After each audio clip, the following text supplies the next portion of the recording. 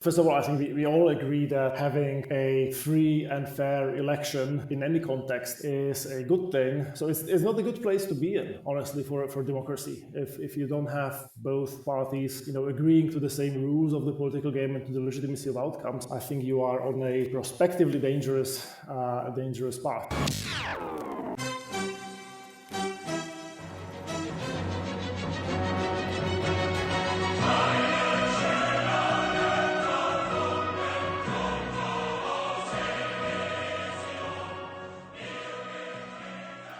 When exactly are electoral observation missions warranted in a democracy? Hungarians are heading to the polls on April 3rd this year, and a substantial share of the opposition to Prime Minister Viktor Orbán seems to fear that the election will be neither free nor fair. Last month, a coalition of members of the European Parliament officially requested that a team of election monitors be sent by the OSCE, which quickly acquiesced. Their call for applications, should you wish to help combat electoral fraud and ensure equal access to balloting, is open until February 11th.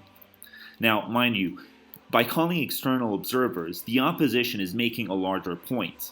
Orbán, they claim, has spent the past 12 years in office amassing power at the expense of democratic institutions, silencing critical media, lining up the pockets of his cronies, butting up to China and Russia, all whilst advancing an illiberal worldview that threatens Hungary's good standing in the EU and the rights of vulnerable minorities. Now, that's a thoroughly negative case, but what is the opposition actually for? Whilst Orbán is sure to run on his sound economic record securing widespread prosperity for his people, it is far less clear what kind of government Péter Márky-Zai, Orbán's challenger, will form if elected. With us this week to discuss, we are pleased to be joined by Boris Kolnaki, head of the media school and Mathias Corvinus Collegium in Budapest, and Dalibor Roháç, a senior fellow at the Washington-based American Enterprise Institute. As always, please remember you can help the show immensely by doing very little. Rate and review us on Apple Podcasts or the platform of your choice, and please consider donating to our Patreon page at patreon.com/undecencypod. Now, enjoy the show.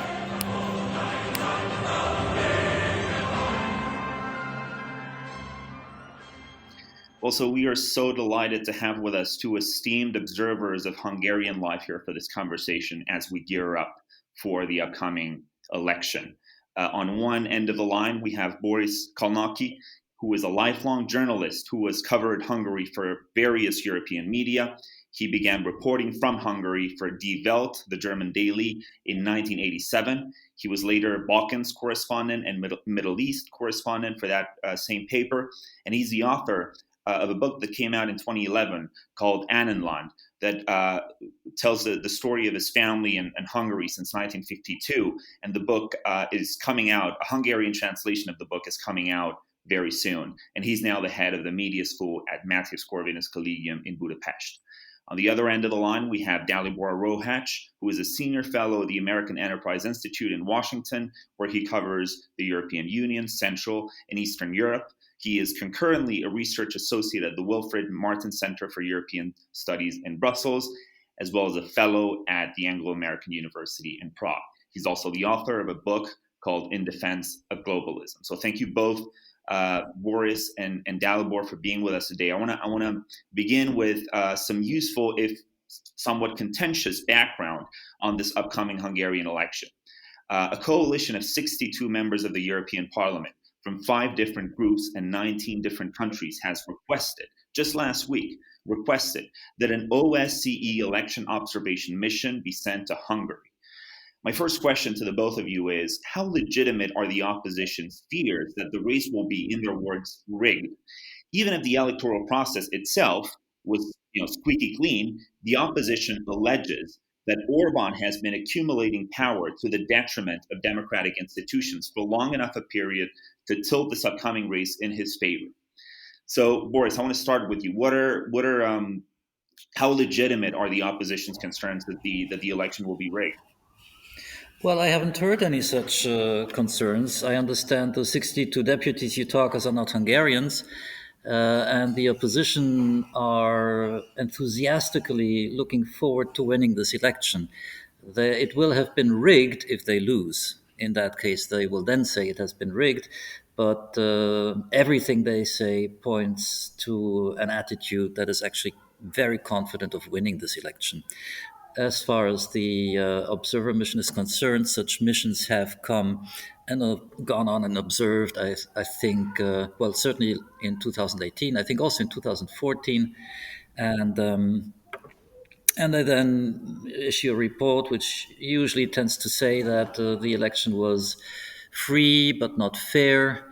And why was it not fair? Usually because the media landscape did not provide for an even playing field.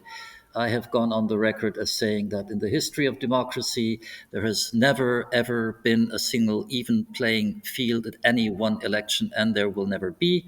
The media landscape will always be slanted to one side or to another. If we take the elections in 2002, 2006, or even before as a point of reference, you will see that there was something like an 85% dominance of media really pushing for the left to win, and no one complained anywhere. Well, thank you so much, Dalibor. Obviously, this is not just about the upcoming election, which you've also been covering quite closely. This is, the opposition is making a larger point that beyond the upcoming election, that the Hungarian democracy has been suffering what they call is democratic backsliding. How much credence do you lend? How legitimate do you think are these concerns and these fears about Hungarian democracy? Well, I think first of all, I think we all agree that having a free and fair election in any context is a good thing. In the Hungarian context, there have been questions in the past, as Boris said, about the fairness of previous elections in 2018. The OSCE report did note, the heavy use by the government of various government information campaigns and national consultations for explicitly political purposes. I think there are valid questions around the current electoral law, the extent of the gerrymandering that has split various constituencies that were leaning left, and also mergers of various constituencies with sort of Fidesz-dominated areas. In and around cities like Miskolc, Pécs, or Szeged. Now, the accusations of voter fraud obviously are premature, and I think should be made with extreme caution.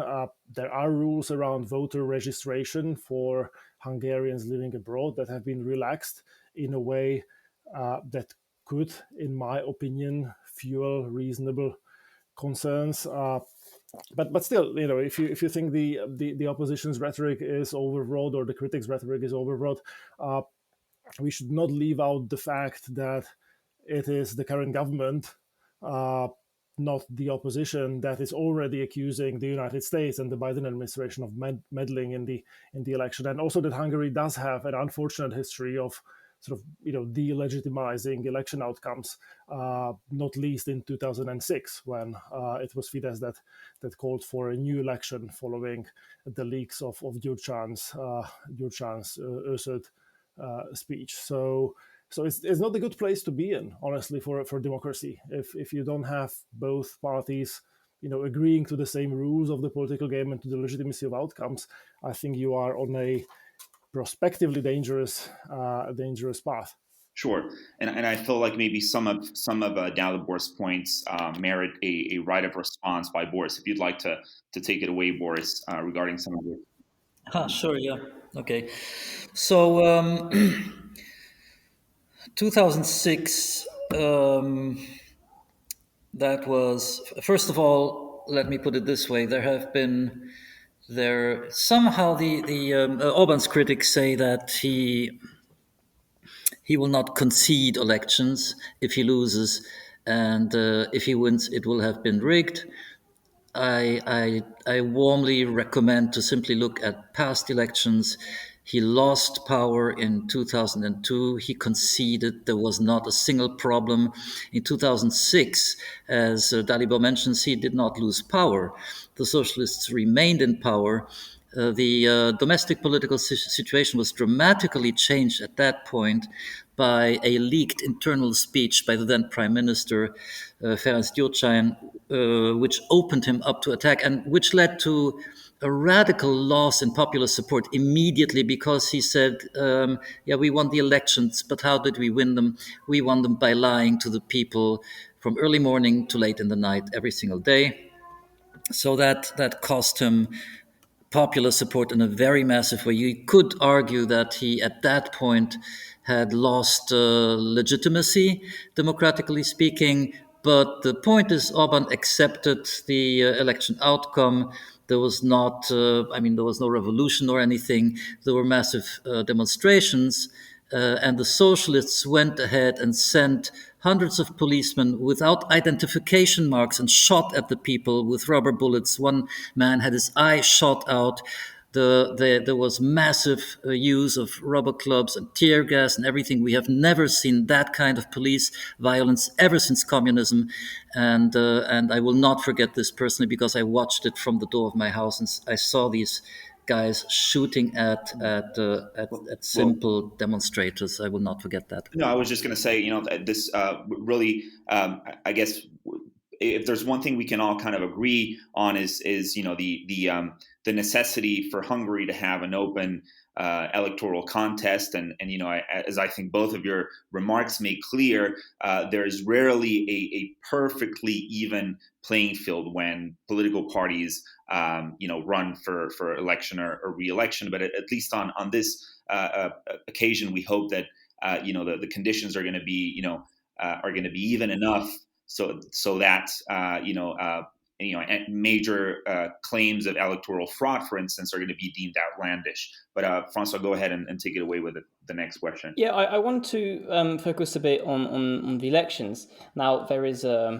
first of all, there's been an interesting development because to contain inflation, Orbán decreed a price freeze across major consumer items, which I guess is so much for his kind of Thatcherite credentials, his AEI critics will claim. But his pitch to voters is clear: prosperity, growth for his people, while keeping at bay the noxious influence of liberal universalism, picking fights with George Soros, taking away, immigration and identity politics away from the country.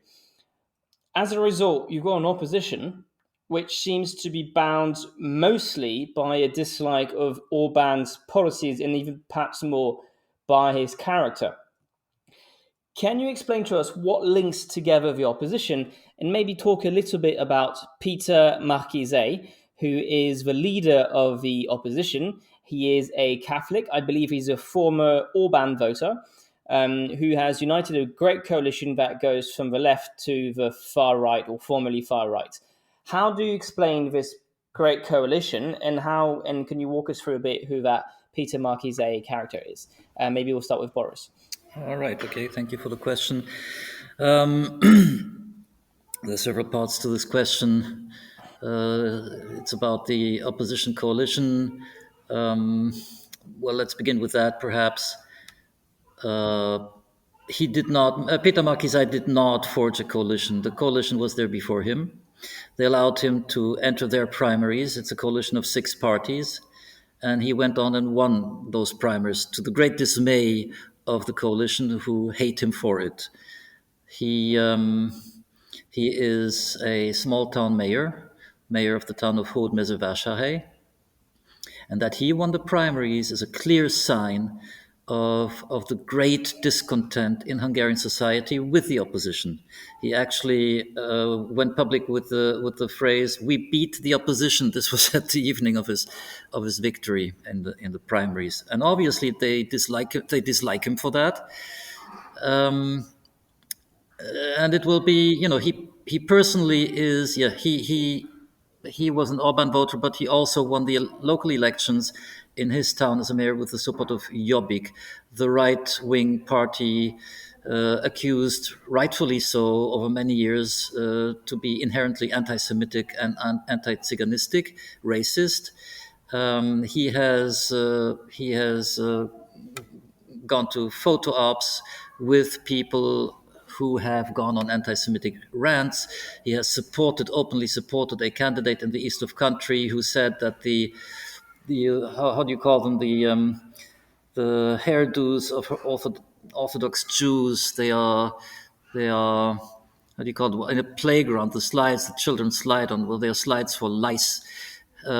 His dogs bark louder when Jews pass by there. This is a man who was supported by Péter Márky-Zai. The opposition had no problem with that. The Western media had no problem with that. There is no question in the Western media about why is the opposition allied to a party with such legacy. But more to the point, he poses a danger to the traditional opposition parties who have been there before him, and so he will find he will find it very difficult to govern if the opposition wins the election. He himself is a Catholic. Yeah, just a minute. He himself is a Catholic, as you say. He has 7 children. He is not corrupt. So there are many positive points here, and this is why and there's something about him which is charismatic. So people have voted for him. At the same time, he is prone to babbling a lot. He goes on Facebook live videos and goes out for an hour and a half and says things that then he has to say he's sorry for it. He called Fidesz voters mushrooms who are fed with shit, or not shit, with what do you call it? Dünge, I don't know what's it in English. Something that manure, yeah, fed on manure. His conservatism, he's Catholic, he's conservative, self-described conservative, but he has also said that Jesus was left-wing, so how can he be a conservative? Many contradictions in the things that he says. He has said it's a good thing that so many people died in COVID because many of them were Fidesz voters. He has gone and called pro-government journalists, what's it called? People who are, retards. So poor guy, he then had to answer to organizations dealing with the mentally disabled and saying that what he said was disparaging to the mentally disabled. So many problems that he creates for himself. Dalibor, I'm not going to ask you the political, theological question of whether Jesus is right-wing or left-wing, but can you walk us through this kind of strange coalition of odd bedfellows that goes from the far right to the left? How can they agree to have an alliance with Jobbik, which is, comes very much from the far right, has a strong anti-Semitic past? How's that alliance possible? Well, look, I was actually rehearsing my answer to the question of whether Jesus was left-wing or right-wing, and I could give you a very concise, theologically sound answer to that. But first of all, let me just go back to your initial framing of the question, which mentioned the price controls introduced by Orbán's government. So I guess I'm in the minority of conservatives who had not yet received the memo that price controls were a good policy. I don't think that's a particularly Thatcherite point, to be honest. I mean, it's just basic economics. I mean, price controls don't work. They don't work to contain inflation. It's just bad policy. It's been tried in places, from Venezuela to every basket case economy in the developing world. And I think, Hungary, with its 40-year experience of planned economy, I think had internalized that lesson quite well. That said, I do agree that there are serious questions about how the opposition is going to govern if it indeed wins the election. My experience from my home country of Slovakia in the 1990s is one in which the budding authoritarian Prime Minister Vladimir Michel was defeated in 1998 by a very diverse coalition of political parties, which nonetheless shared one unifying vision, namely turning Slovakia into a normal European country, catching up with our neighbors, at that point including Hungary, joining NATO and the European Union. I don't see quite the same unifying vision in Hungary at this point among the opposition parties, which, as you said, ranged from what was once far right extremist Jobbik to left pro EU liberals. But ultimately, 12 years into Orbán's tenure as prime minister, this is going to be primarily a referendum on him as the incumbent, less on the opposition, and whether his pitch to the voters is a compelling one, I think, is at this point an open question. Boris, I think you have something to say about inflation. Yes. Well, first of all, I forgot to answer to the first part of the question about the price controls, and thank you, Dalibor, for mentioning it. Well, I beg to disagree.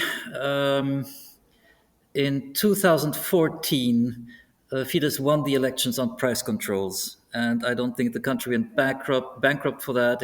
It enjoyed spectacular economic growth. What were these price controls about?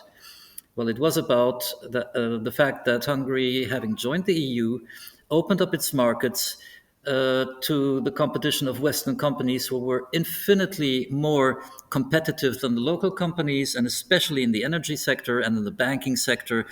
Very soon, there was 100% foreign ownership of the energy and banking infrastructure. So what did that lead to? It led to a monopolistic situation in the energy sector, and that led to the poorest countries in the European Union had to pay the highest prices for energy. Households who lived on incomes of something like 400 euros a month had to pay higher energy prices than people in Germany, where you had several companies offering energy. There was competition, prices were lower. This was so serious that in Bulgaria in 2013, 3 people set themselves afire alive. 2 of them died out of protest about energy prices. Orban recognized that there was a problem. People, especially pensioners, were asked to choose whether they wanted to heat or to eat. This could not go on, and he reacted by capping energy prices by 20%. Companies had to lower their prices by 20%, and voters reacted to that, and that was the defining element of his election victory in 2014. Now, this time around, it's not so much about the negative effects of monopolistic market situations for foreign companies. It's a whole slew of measures, indeed, giving gifts, as it were, to potential voters. Everyone will get back on February 15th. Everyone will get back their entire income tax of last year, up to a limit of the average income tax. And there are other things on offer. So yes, at this time, clearly there's a background enabling Orban to argue that those who vote, what we do, our policies are helping even those who will vote against us. And they will fare worse even if they vote for the opposition. So if they come to power, even their supporters will fare worse than they do under us. Dalibor, we're going from theology to the invisible hand of a market and economics. Your thoughts? Yes, I was just going to interject very briefly. I obviously remember a time when conservatives embraced prudent fiscal policies and had, I suppose, more trust in market forces rather than the heavy hand of the government. But that's almost besides the point. It is certainly the case that Orbán in 2010 and 2014 worked with a very unorthodox mix of economic policies, both in response to the financial crisis and to the sort of perceptions of oligopolistic market structures and so on and so forth.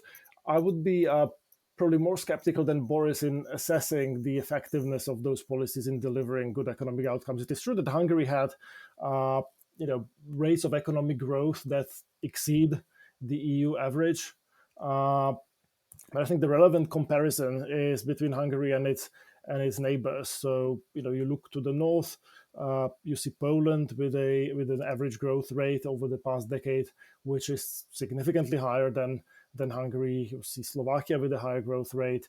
You see Estonia with a much higher growth rate. And so in sort of real terms, in purchasing power parity terms, if anything, over the past decade, Hungary has fallen somewhat behind its neighbors. Like it's, in sort of real terms, per capita income in Hungary is the lowest among the Visegrad countries. It lags behind Estonia and Lithuania.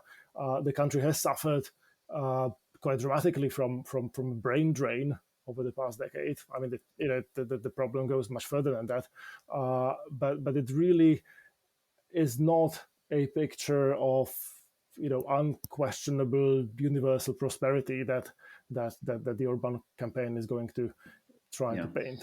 Well, it seems like we can keep, I guess, poking holes at the narrative from the government that this government has secured widely shared economic prosperity. We can get back into this question in a little, but I think we've somewhat exhausted the domestic policy issues, and we're getting here into something that I think is going to be the more interesting kind of bone of contention here in this conversation, which is international affairs. One of the main concerns with Orbán's agenda from the EU, from multilateral bodies, and from people like Dalibor is that he has opened Hungary up to the nefarious influence of China and Russia, such as, when I was there this summer, working alongside Boris, by the way, such as by allowing a Hungarian-funded campus of a Chinese university, Fudan, to open in Budapest.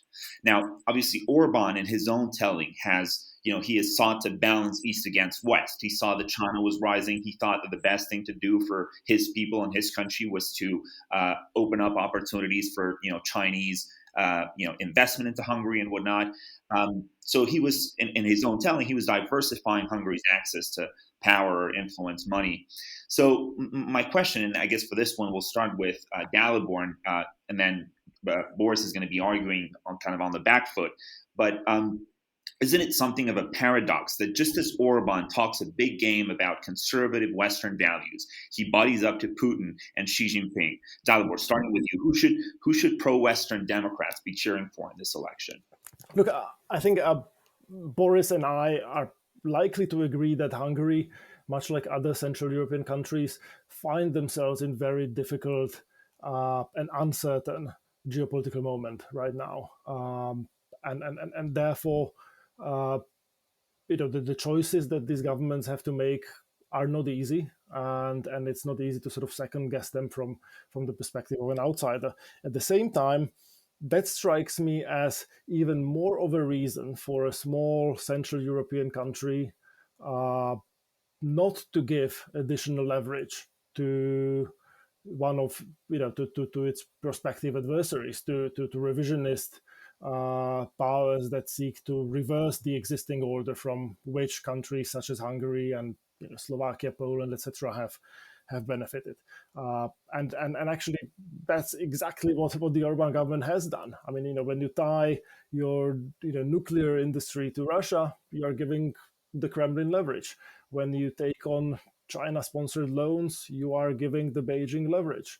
When you call yourself the pillar of the Belt and Road Initiative, you're doing exactly that. So I think that's a question that Hungarian voters will have to ask themselves. And if there is a unifying theme to the opposition right now, it is really an embrace of Hungary's place in the West, in the EU, in sort of these integration structures that Hungarians alongside other Central Eastern Europeans have fought to join. And I frankly don't see the policies that were undertaken in this sphere over the past decade as being particularly beneficial to Hungary. I mean, Belt and Road Initiative is big on puffed up rhetoric, but has been very slim on actual deliverables, and that includes Hungary when you look at the actual investment projects and the ties to Russia and the sort of constant stream of things that Orbán is meeting Putin next week,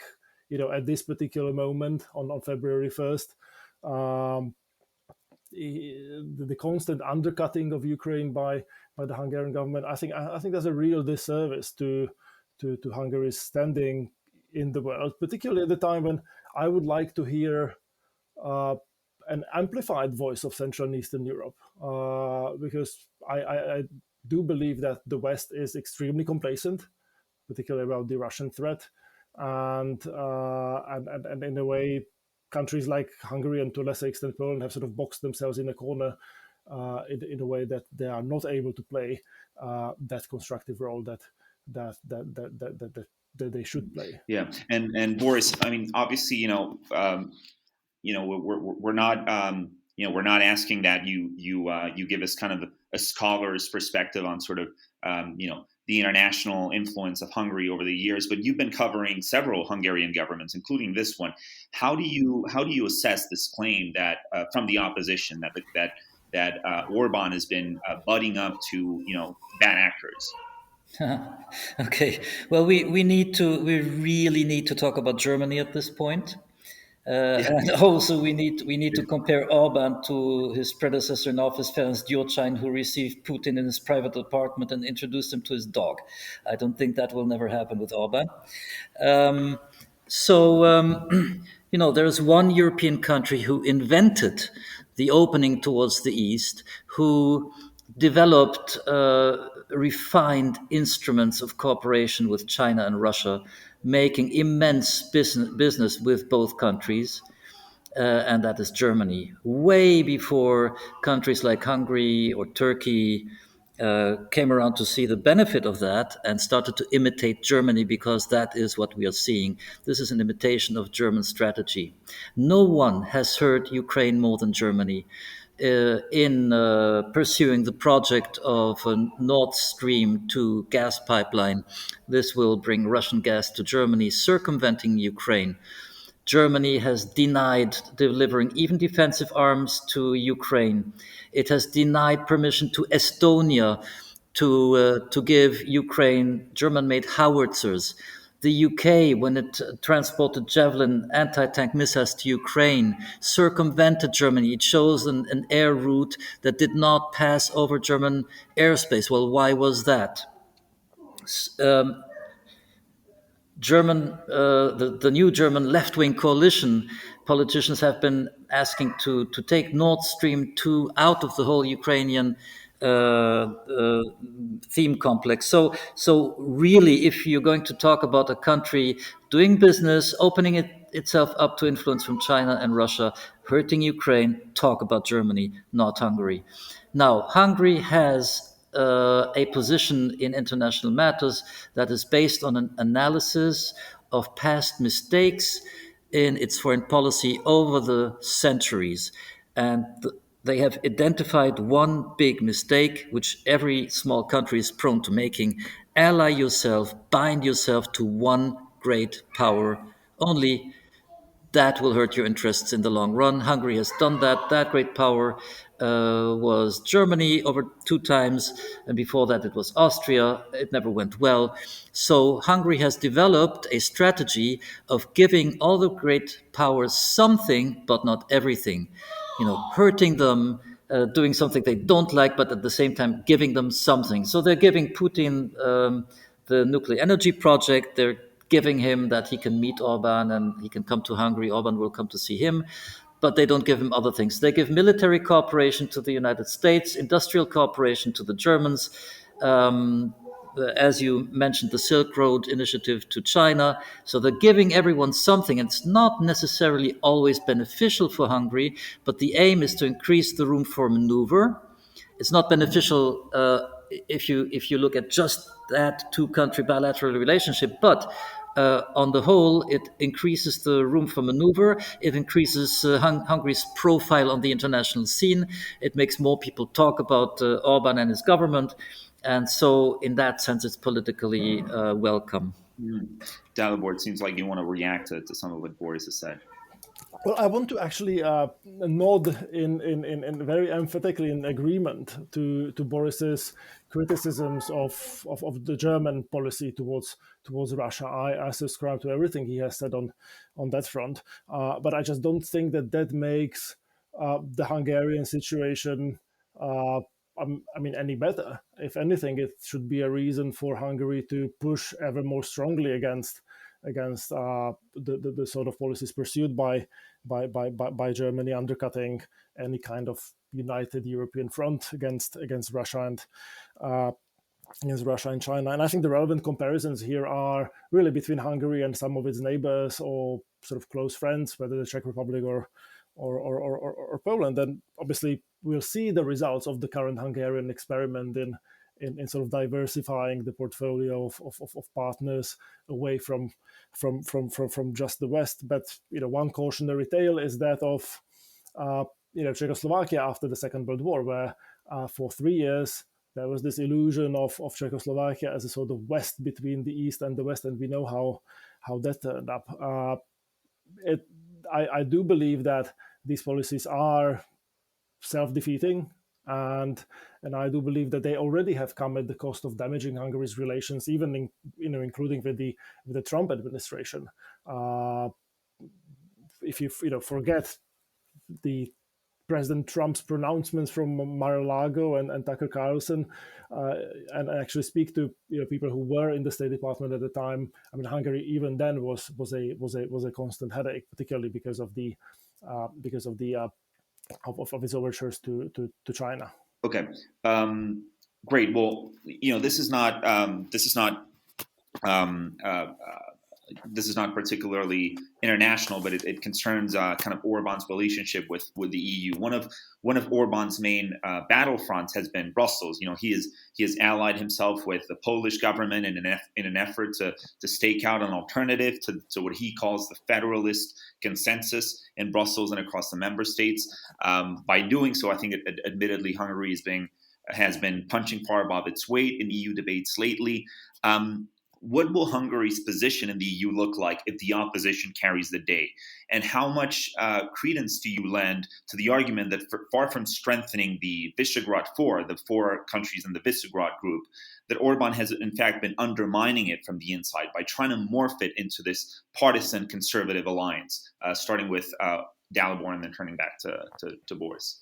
Well, I suppose I would probably question the 2 premises of your question. First of all, about the supposed federalist consensus in the EU, which really might have existed a decade ago or 15 years ago, but now has really eroded under the pressure of these various crises, whether they have to do with the Eurozone or migration or various geopolitical challenges. If anything, the EU over the past decade has grown increasingly intergovernmental, increasingly driven by various coalitions of member states rather than by, ever more powerful Central European institutions in Brussels.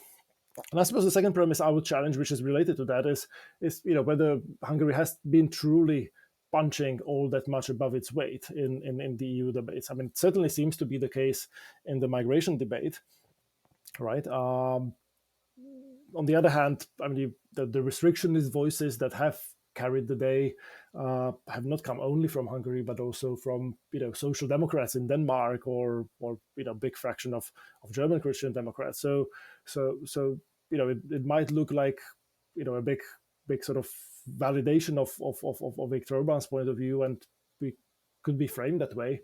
But it really is a result of a much broader shift in public opinion across Europe as a result of the refugee crisis. And also, it's just like if you consider that as a very important thing, then you should probably reflect on the fact that it's not the case that millions of Muslim immigrants would be eager to emigrate to Hungary. I mean, I'd be much more worried about the brain drain if I were in the shoes of a Hungarian policymaker than about inflows of immigrants. And once you turn away from immigration, I wonder where the policy victories are.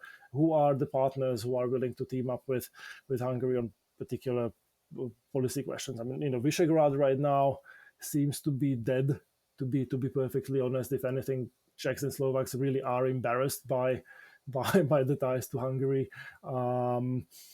There is a sort of bit of a wedge between Poland and Hungary on sort of international issues.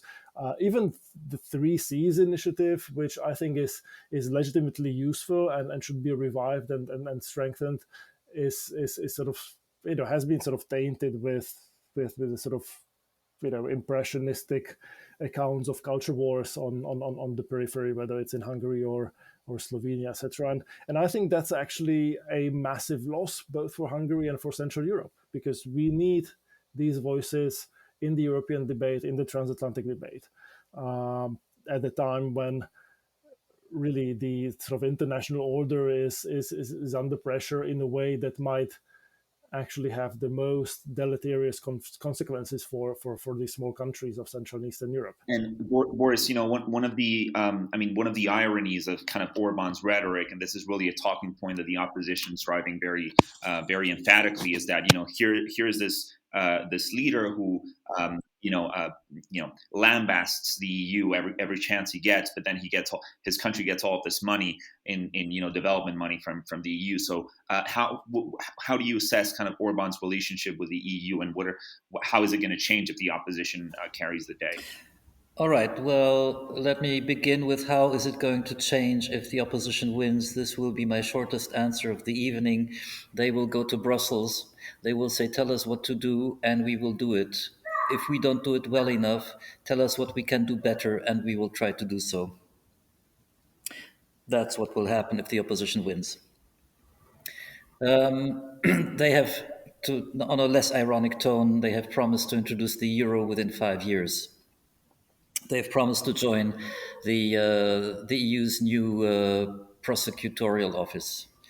The introduction of the euro would be catastrophic for the Hungarian economy, in the sense that the whole strategy, the whole growth strategy, is based on the analysis of Joseph Stiglitz, the well-known economist, who analyzed in his book The Euro that the euro was the cause for economic stagnation in the eurozone, because the eurozone has a common currency, but it does not have the institutions necessary to manage it. It doesn't have a common finance minister, etc. It doesn't have a common tax policy.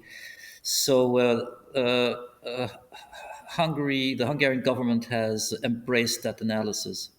And they turned it around, and they said, well, if the existence of the euro is the reason for the eurozone's relative stagnation, then let us formulate an economic policy that stipulates that every single year we want to grow more than the eurozone by 2 percentage points, and then after a number of years we will have reached the eurozone's style of living, or niveau de vivre, the prosperity level of the eurozone. If the analysis of Stiglitz is correct, and if the EU does not reform in the direction of more integration, that means stagnation continues, and that means if you join the euro, you join the stagnation.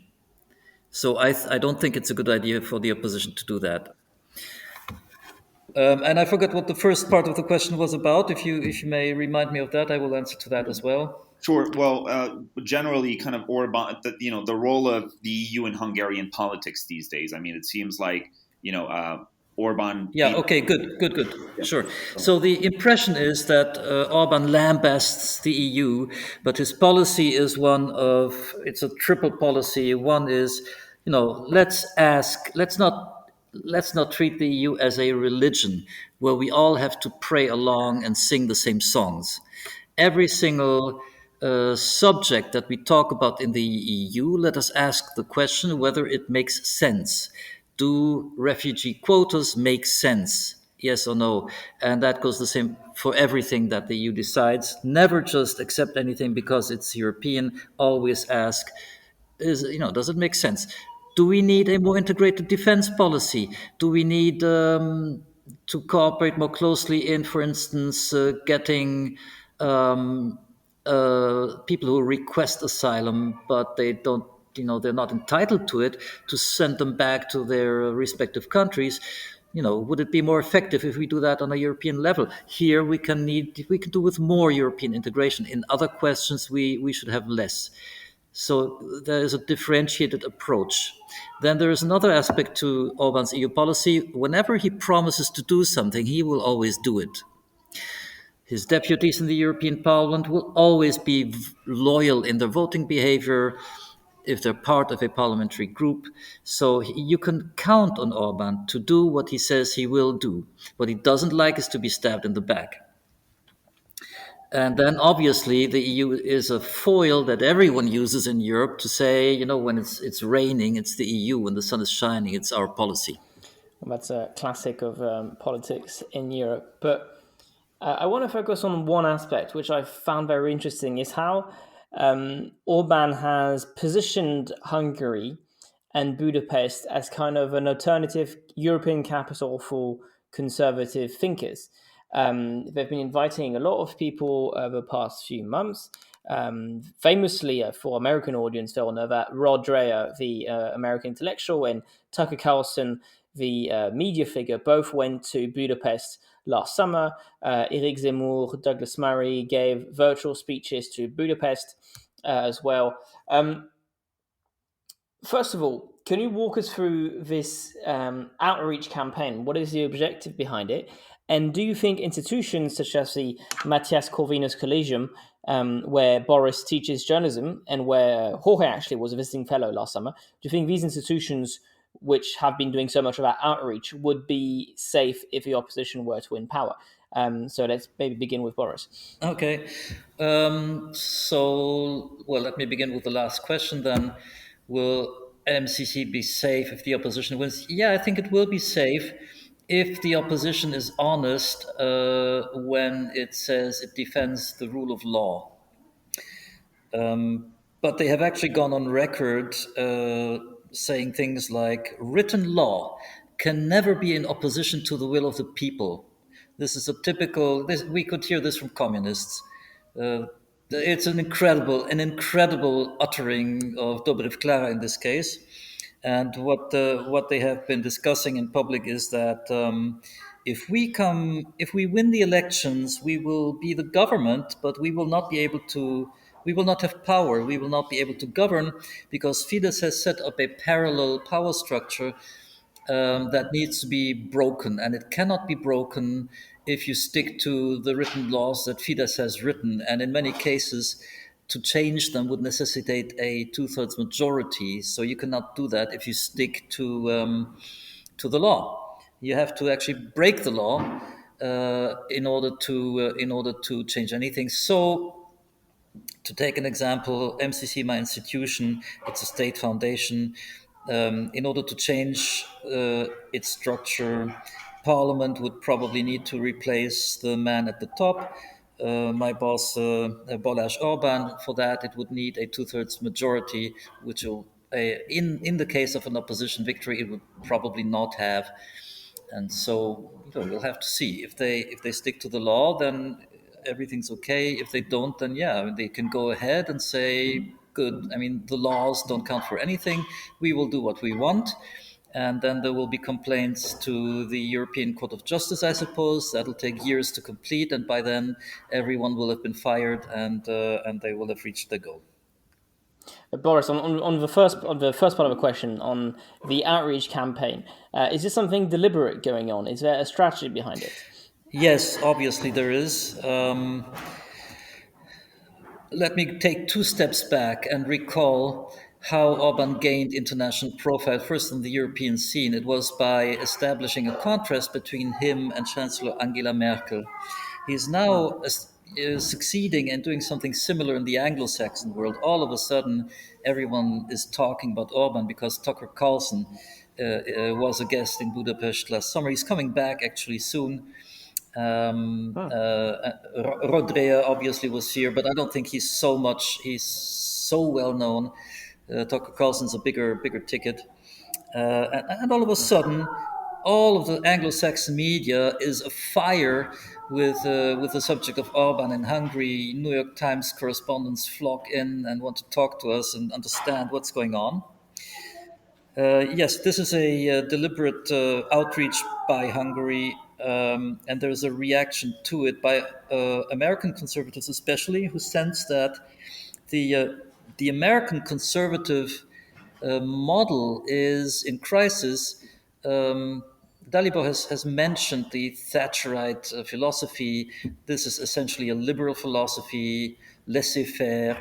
Don't have a big state. Don't intervene in anything, and obviously Hungarian and continental European conservatism is not about that. It's about a strong state caring for its people, and indeed intervening. So American conservatives like Tucker Carlson are coming to Hungary because they are seeing a successful conservative government as opposed to not so successful conservative moments in the West. What are they doing? What makes them successful? They have stopped illegal, or they have succeeded in largely stopping undocumented migrants, and they have an interesting model to strengthen families and maybe try to reverse to solve the demographic crisis, to have more children. So let's just go and look and see if we can learn anything there. Will be really interesting in seeing if Orban can actually be an influence on American conservatism and make it more open to a stronger state. And Dalibor, I mean, obviously you sit, thousands of miles away from Budapest, and all of this, the intricacies of this may seem like a little bit too much. But, I think that Boris's last point, the last point which he made was a very interesting one. It seems like Orban is being well received by a section of the American right, which is very post-liberal. It wants to see government intervene. It wants to see the state wield its power in pursuit of conservative goals. It no longer believes in this sort of neoliberal, laissez-faire ordo-liberalism that used to be the case in the 1980s, right? So you obviously sit at the American Enterprise Institute, which is a legacy institution on the American right. What's your take on this whole debate? Orbanism. I mean, the interesting thing is that Orban is inviting himself in U.S. domestic politics and where you work, right? People are talking about Hungary. So what's your take on all this? I think Boris's point about how this really boils down to the question of what conservatism is and how it's understood by different audiences is an important one. For me, conservatism has been primarily about a certain commitment to principles that go beyond politics, commitment to limited constitutional government, market economy, small state to some extent, and so on and so forth. Has the conservative movement, as it constituted itself in the 70s and 80s, had its blind spots? I think that's very obvious, and I think we need to have a sort of honest discussion about the failures of the past. But I do have concerns about the alternative, which is emerging with figures such as Tucker Carlson, which is, to my view, a very, very odd sort of prophet for any form of conservatism. I mean, when you listen to him and take him seriously or literally, you hear the conspiracy theories about the US election, anti-vaccine propaganda, and really a sort of worship of power rather than commitment to limited government, and to me that's a very, very sad development. I mean, it used to be the domain of the left to try to wield instruments of power and of government in the pursuit of some conception of the common good. Now you have people who call themselves conservatives trying to defeat the left at their own game, and I suspect that it's not going to go quite as well as they imagine. I mean, I like the idea of having a Roger Scruton cafe in Budapest, maybe with public funding as much as the next guy. But I also see the danger of having, government funding channeled to ideologically driven causes. Obviously, we know that the left has been doing that. But the next time, these kinds of initiatives and Fidesz sponsored universities, etc., are going to be shut down and replaced by reopened gender studies departments, I fear that Hungarian conservatives will no longer be able to invoke the sort of classical liberal, traditionally conservative principles, namely that the government is not there to pursue any sort of ideological agenda of its own, but is mainly there to maintain a modus vivendi in a pluralistic society in which people do disagree about basic values, and so I do feel that there is a danger there. Okay. Well, I understand what Dalibor is saying, and first of all, I would like to point out that in terms of political philosophy, continental European conservatism has never been about the small state and laissez-faire. This is an exclusively Anglo-Saxon philosophy, and it probably contributed to making England and the United States the strongest nations on earth. But in particular settings, uh, German conservatism has always been about the caring, strong state looking out for small people and not leaving them to their fate. I think this is an area which has been disregarded by Anglo-Saxon conservatives. You do need, if you're conservative, you do need to care for people. You can't just say you're on your own, And if you succeed, well, good for you. But as a country, we need to let people die. So so that's the one thing. And ideologically, I would argue that Orban is not ideological at all.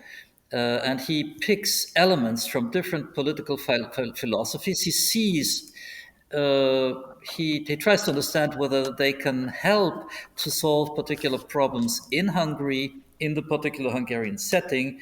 And to point out just a few, all the while you have price caps, you also, it's Orban who introduced a policy of very, very reduced unemployment payments. So if you're unemployed in Hungary, you get money, very little money for 3 months, and that's all 90 days. That's an American idea. It's an American conservative idea.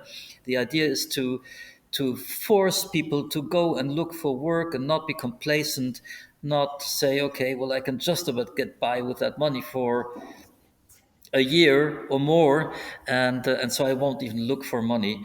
He did away with a lot of these social subsidies, and the result was a spectacular increase in the rate of people in work. I also would like to use this particular point to contradict what Dalibor was saying earlier, that Hungary was doing much worse than its neighbors, Poland, Estonia, Czechia, Slovakia. That was actually true, let's say, about 4 years ago. And the brain drain argument he makes was also true until about 2 years ago. But ever since about 2018, I would say the brain drain has been stopped. Actually, my institution, MCC, is designed to help stop that. We are there to make it easier for young people to have a career at home, easier with better money than abroad. Um, and uh, and the growth rates, the GDP growth, um, tax, the incomes of the state treasury, all of that, all the while Orban lowered taxes radically. So that's another conservative Anglo-Saxon recipe that he introduced. I would say that GDP has been growing stronger than in Poland, Czechoslovakia, and Czechia and Slovakia over the past 2 or 3 years. So we have seen a change here. So as just a factual matter, expressed in purchasing power parity, real terms, Hungarian GDP per capita is lower than in the three Visegrad countries and Estonia and Lithuania. That was the point I was making. But I think Boris actually touched on something that was really important, namely that the sort of English-speaking conservatism of the Thatcher Reagan era does have a blind spot when it comes to social safety nets and to sort of caring for the welfare of the least well off, if you will. And I think that's an important debate to have. But I think there is a vast difference between what he advocates as not leaving people to their own fate and leaving them die if they are out of money, out of resources, and the kind of politics we are seeing in Hungary, we've seen in Hungary over the past decade. I do believe that like my main beef with the way Viktor Orbán and Fidesz have behaved in government really boils down to what political scientists call incumbent entrenchment or de-democratization. And it's not just, it's not just Freedom House, it's not just Transparency International or sort of left-wing critics that could be easily dismissed that are pointing that out. It's really a consensus across the political sort of, science comparatists field. Everybody, from the World Bank to senior Republican senators can see it and can point it out. And so to deny that there has been a form of de-democratization or democratic backsliding, if you won't call it that way, really requires an extraordinary suspension of disbelief. Well, that's a good place to conclude. I will remind our listeners that we did a fantastic episode on this conversation, which is episode 5, which we did with the late and great George Schopflin. We did a fantastic episode 5, A Contested Europe, with Yuri Schopflin, where we talked about the concept of a liberal democracy in all this conversation, which we were having right now with Dalibor and Boris. Thank you so much. We briefly touched on theology, but mostly about Hungarian politics. Thank you so much for both of you. And to our listeners, I tell you, see you next week. So, Jorge, Boris Kálnoky and Dalibor Roháč are out for this episode on the Hungarian election.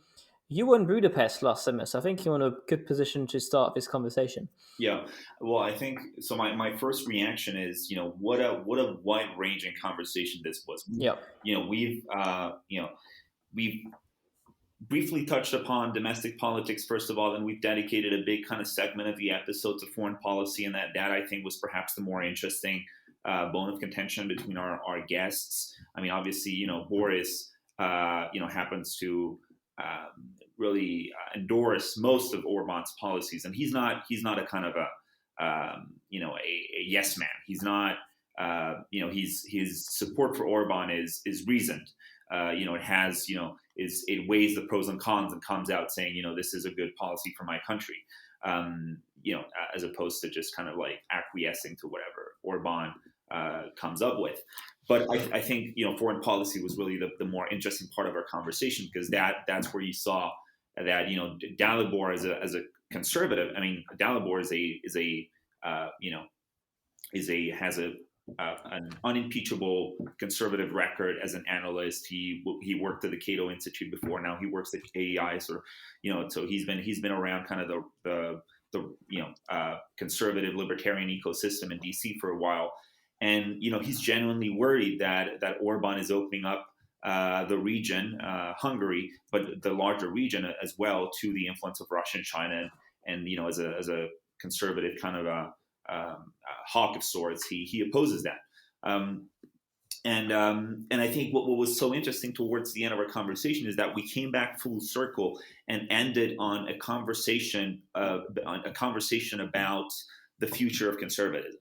I mean, that was I absolutely loved the last segment of the conversation. Boris is essentially someone who I thought he made a very interesting point, right? European conservatism doesn't stand on the same ideological foundations as Anglo-American conservatism. The Anglo-American variety is a lot closer to libertarianism, to laissez-faire, whereas in the continent there was a more traditionalist approach to matters, right? And so, conservatives in the continent were have been more amenable to state power. I just think it was such a wide-ranging conversation that ended on a very, very interesting debate about the future of conservatism, whether conservatism is going to remain, the home of free marketeers, or whether it's going to become post-liberal. Yeah, and I think that's it's a deliberate strategy to hope for Orbán to position Hungary in this way.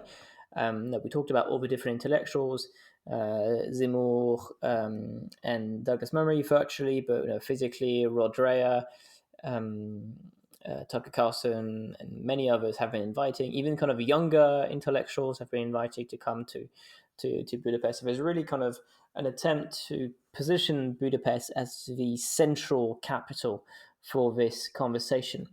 But I want to talk a little bit about the China question. It's interesting because undeniably, Orbán has been trying to play both sides, trying to see how much gains he can have with this Chinese relationship. But I think it's something that most European countries do.